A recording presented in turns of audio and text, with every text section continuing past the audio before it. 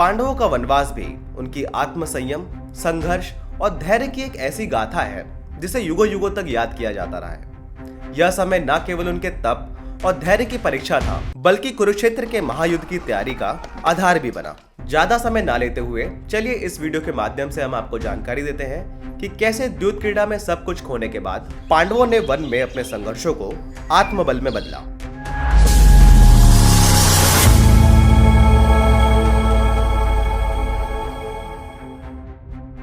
द्यूत क्रीड़ा में छल से अपना सब कुछ हारने के बाद पांडवों को 12 वर्ष का वनवास और 1 वर्ष का अज्ञातवास मिला। वन में प्रस्थान से पहले ही युधिष्ठिर को छोड़कर बाकी सभी पांडवों ने शकुनी, दुशासन, दुर्योधन सहित कर्ण को मारने की प्रतिज्ञा ली। युधिष्ठिर शांत खड़े थे क्योंकि वे एक राजा के रूप में धृतराष्ट्र का सम्मान करते थे।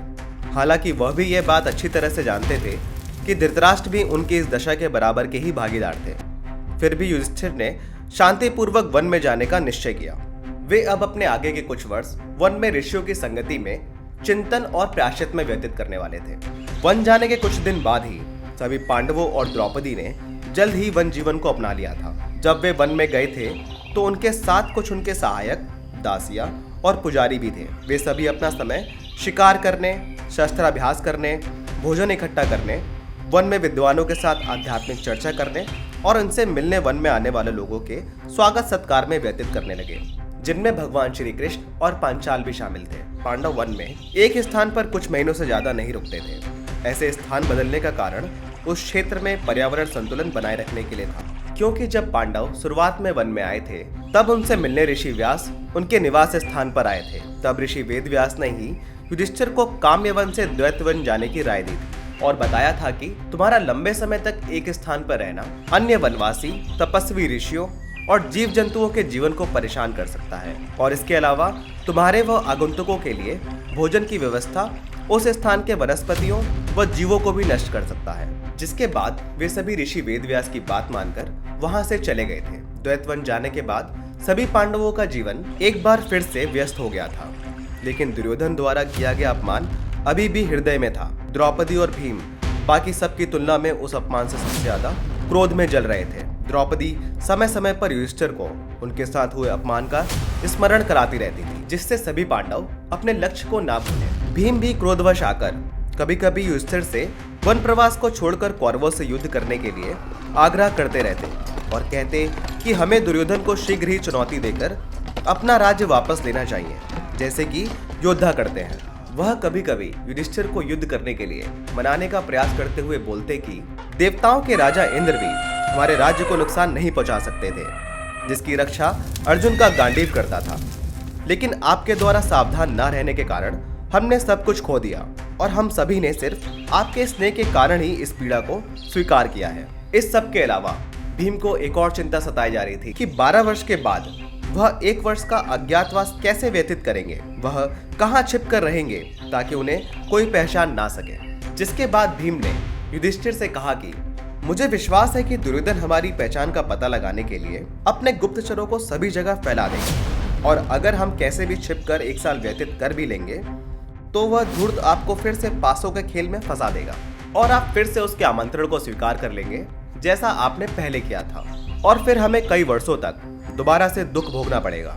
ऐसा भीम केवल दुर्योधन पर आक्रमण करने के लिए युधिष्ठिर को राजी करने के लिए कहते रहते थे। हालांकि भीम के शब्द युधिष्ठिर को ठेस तो पहुंचाते थे, लेकिन वह उन्हें सहजता से ग्रहण कर लेते थे और भीम से कहते थे कि तुम्हारे शब्द मेरे हृदय को ठेस तो पहुंचाते हैं, लेकिन मैं इस ठेस के लिए तुम्हारी निंदा नहीं कर सकता, क्योंकि तुम सब केवल मेरे कारण ही इस दुविधा में फंसे हो। मैं शकुनी की चालों से अनजान था, जिसके कारण मैं धोखा खा गया। हालांकि मैंने यह भी देखा था कि शकुनी के पासे उसके इच्छा के अनुसार घूम रहे थे। उसके बाद भी मैं सावधान नहीं हुआ और हर बार हारने की क्षति और हर बार उसे जीत में बदलने की उम्मीद ने मुझे भ्रमित कर दिया और मैं स्वयं को नहीं रोक पाया। युधिष्ठिर ने उस दिन को याद करते हुए भीम से कहा कि जब मैंने दुर्योधन की शर्त को स्वीकार कर लिया था तो तुमने उसका विरोध क्यों नहीं किया? अगर तुम ऐसा करते तो केवल मुझे ही यह वनवास भोगना पड़ता, ना कि तुम सबको भी। लेकिन इस सबसे अलग युधिष्ठिर को द्रौपदी के साथ हुई उस यातना से सबसे ज्यादा घात पहुंचा था। जब उन्होंने उस द्यूत क्रीड़ा में द्रौपदी को गवा दिया था, उन्हें ऐसा लग रहा था कि उन्होंने स्वेच्छा से ही एक जहर के प्याले को पी लिया है। जिसके बाद भीम के आग्रह पर उन्होंने कहा कि अब जब मैंने 13 वर्ष का वनवास का वचन दे दिया है तो मैं उसे तोड़कर अभी युद्ध का आह्वान नहीं कर सकता।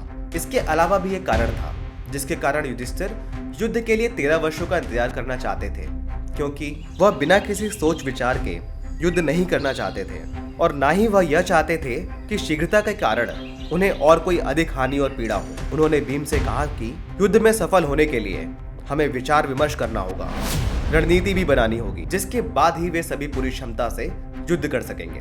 उन्होंने भीम को शांत करते हुए बोला कि अभी तुम अभिमान में मदमस्त होकर युद्ध के लिए बेचैन हो रहे हो, लेकिन यह मत भूलो कि तुम्हारा सामना भूरिश्रवा, भीष्म, गुरु द्रोण, उनके पुत्र अश्वत्थामा, दुर्योधन और उसके भाई व सूर्यपुत्र कर्ण से होगा। और ये सभी असाधारण योद्धा हैं जिनके पास दिव्य शस्त्रों की कमी नहीं है। इसके अलावा राजसूय यज्ञ में जिन भी राज्यों को हमने अपने अधीन किया था वे सब भी दुर्योधन के साथ मिलकर हमसे युद्ध करेंगे। तब युधिष्ठिर ने भीम से कहा कि जब तक हम पूरी तरह से तैयार नहीं होंगे उन्हें हराना आसान नहीं होगा। जिसके बाद युधिष्ठिर की सलाह पर ही अर्जुन भविष्य में युद्ध की तैयारी शुरू करने के लिए असाधारण दिव्यास्त्रों का प्रशिक्षण लेने के लिए हिमालय की ओर चले गए, जो कि सामान्य योद्धाओं के लिए बिल्कुल भी सुलभ नहीं थे। इसलिए जाते समय युधिष्ठिर ने अर्जुन से कहा कि दुर्योधन की सेना में भीष्म, द्रोण, कर्ण, अश्वत्थामा और अन्य ऐसे ही योद्धा हैं जिन्हें परास्त करना सिर्फ तुम्हारे ही ऊपर निर्भर करता है। इसलिए तुम उत्तर की ओर जाओ और दिव्यास्त्रों का ज्ञान प्राप्त करने का प्रयास करो।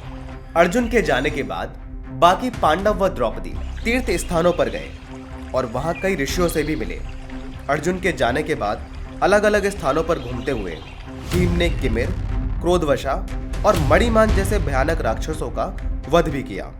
जब सभी पांडव 5 वर्ष के बाद तीर्थ यात्रा के अंत में बद्रिका आश्रम में अर्जुन की प्रतीक्षा कर रहे थे, तब वहां जटासुर नामक एक राक्षस ऋषि के भेष में आया, जो कि द्रौपदी की सुंदरता पर मोहित होकर वहां आया था। एक दिन जब भीम आश्रम से बाहर गए तो वह राक्षस द्रौपदी सहित तीनों भाइयों का अपहरण करके ले गया, लेकिन किसी तरह सहदेव उसकी पकड़ से भाग निकले और जाकर सारा वृत्तांत भीम को बताया। जिसके बाद भीम ने उसे भी मार मार कर एक मांस के लोथड़े में बदल दिया था। अर्जुन के वापस आने के बाद अब पांडव और भी ज्यादा शक्तिशाली हो गए थे, क्योंकि जिस प्रयोजन से अर्जुन हिमालय गए थे वह अब सफल हो चुका था, जिसका परिणाम युधिष्ठिर पहले गंधर्वों से हुए युद्ध में और फिर उसके बाद अज्ञातवास के दौरान हुए विराट युद्ध में देख चुके थे, जहां अकेले ही अर्जुन ने बृहन्नला के वेश में पूरी कौरव सेना को परास्त कर दिया था। जिसके बाद युधिष्ठिर समझ गए थे कि अब समय आ गया है कि दुर्योधन से अपना राज्य वापस मांगा जाए। हम आशा करते हैं आपको यह वीडियो अवश्य ही पसंद आई होगी। अगर आपको यह वीडियो पसंद आई है तो अपने दोस्तों व परिवार के साथ अवश्य ही शेयर करें। लेकिन क्या आप उस गंधर्व युद्ध के बारे में जानते हैं जिसमें कर्ण अपनी दुम दबाकर भाग गया था? अगर नहीं तो इस वीडियो पे क्लिक करके जान सकते हैं। अगर आपने अभी तक हमारा चैनल सब्सक्राइब नहीं किया है तो प्लीज कर लें। धन्यवाद।